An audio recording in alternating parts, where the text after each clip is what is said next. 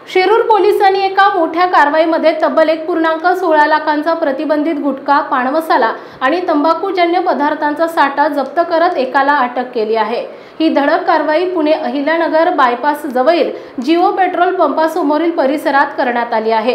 ही कारवाई 8 जून रोजी सायंकाळी 7:45च्या सुमारास करण्यात आली। या प्रकरणी हिमांशु सिंग याला अटक करण्यात आली असून त्याच्या विरुद्ध विविध गंभीर कलमांखाली गुन्हा दाखल करण्यात आला आहे। याबाबत अधिक माहिती अशी की पोलीस कॉन्स्टेबल नितेश थोरात यांना मिळालेल्या गोपनीय माहितीच्या आधारे पोलीस पथकाने आदित्य स्नॅक्स सेंटरच्या मागील खोलीवर छापा टाकला।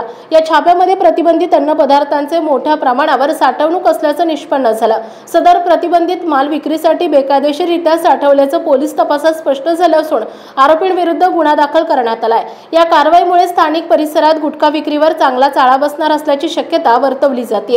या घटनेचा पुढील तपास शिरूर पोलीस स्टेशनचे पोलीस उपनिरीक्षक चव्हाण हे करत आहेत। दरम्यान शिरूरमध्ये गुटखा आणि तंबाखू सारख्या आरोग्य विघातक पदार्थांचा साठा करून विक्री करणाऱ्यांविरोधात पोलिसांनी उचललेलं पाऊल निश्चितच कौतुकास्पद आहे। या प्रकारावर कठोर कारवाई होत राहिल्यास अशा गैरप्रवृत्तींचा बंदोबस्त होऊ शकेल असं मत अनेक नागरिकांनी व्यक्त केलं आहे।